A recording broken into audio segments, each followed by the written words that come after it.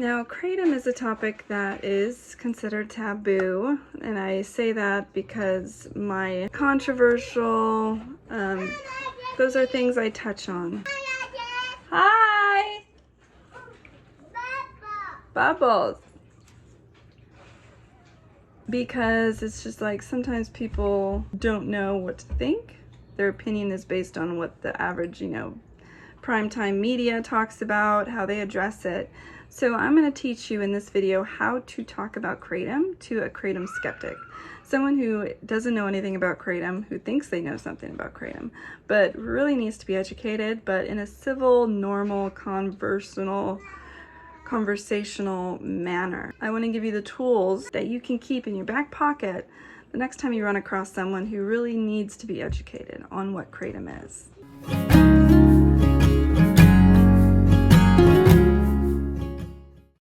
The number one thing I always love to use in a conversation is the death toll on people who have taken Tylenol.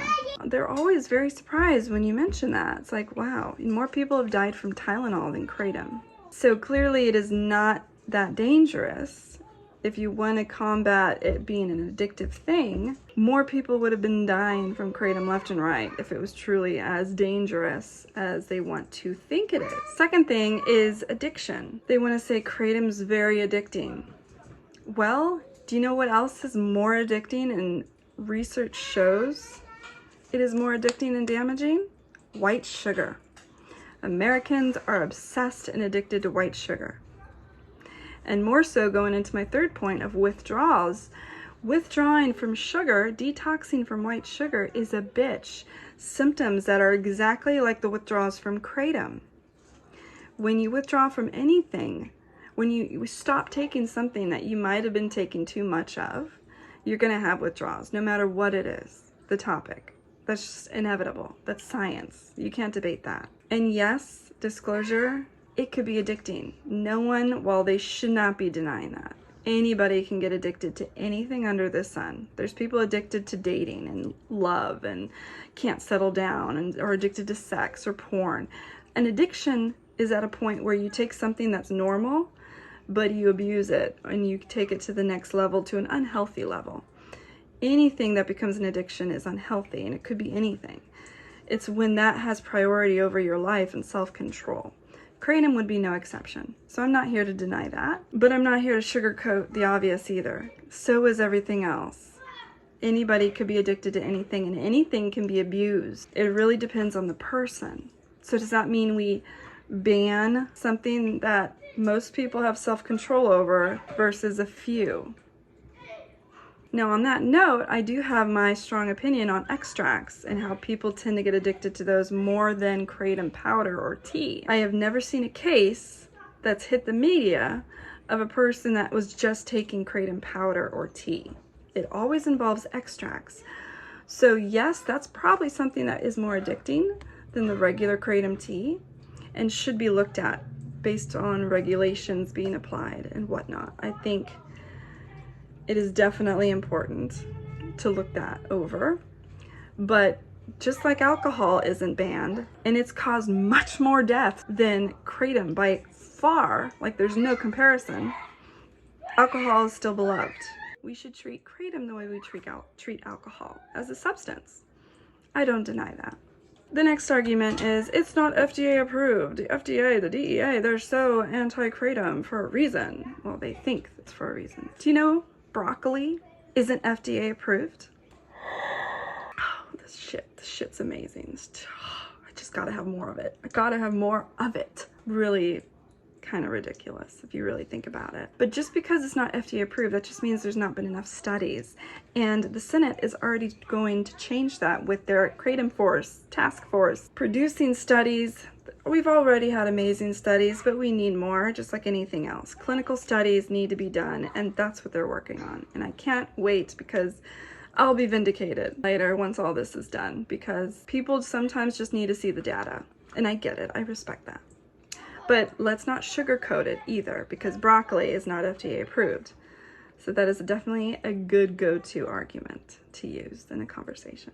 Another one is they always bring up opium. Opium's natural. Should people just have free range for opium? Opium's from Mother Nature too. See how stupid your argument is? Ugh, those are always the great ones. And really, honestly, you have to look at them like they're ignorant at that point. And maybe the conversation might turn a little bit down. But here's what you say to kind of keep the composure in the conversation. There are many things given to us via nature that has been used for medicinal purposes. There's history already there. Before the advancement of medicine happened, they had plants like opium and kratom to help these people that would break a leg, get injured, needed sedation. That was the purpose. That's the origins of these medicinal plants. That's why they're called medicinal plants. There's a purpose for it. But people are human. They have human tendencies. Some are going to be more prone to addiction than others. But again, like alcohol and many other things, do we ban it because of those rare few cases? And if you really want to go there, you bring up the Tylenol argument. A lot of people have died from Tylenol, but yet there is no warning sign at all. There's no fear mongering going around for Tylenol. So really, you have to look at it fairly. It is just not fair or smart to miscategorize something when you have other things like Tylenol and white sugar that produce equivalent of addiction, right? Or more deaths than kratom has ever been documented. And the last one is, of course, so many people have died from kratom. It's on the news, deaths by kratom. They had kratom in their system, but not a single one of those cases were solely because of kratom. They either had an underlying medical condition, like sensitive to something like that, more prone to sensitivity for caffeine. There's people that are very sensitive to caffeine, and if they take it, their heart blows up and they die. Happens all the time. People get heart attacks because they drank too much energy drinks. Are we banning energy drinks? No. There is no uproar of those things that actually cause deaths because of underlying medical issues and conditions. Not a single kratom death has been from that alone. They've also had other substances in their system than just kratom, whether that be fentanyl, whether that be cocaine, methamphetamines. There's not been a case documented where it was because of kratom. They were healthy otherwise, but kratom killed them. Not a single one. Every autopsy that was done concluded and overrode their previous claim that the person died from kratom. Do the research, it's there.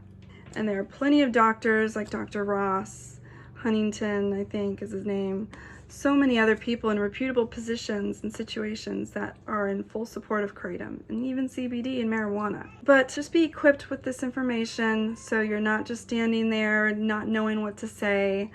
I want to help educate you guys, give you some tools for your back pocket to dig out whenever you get some freak zealot of anti-kratom ideology, and you can properly debate them while looking good at the same time. All right, thanks for watching, guys, and I will see you in my next video.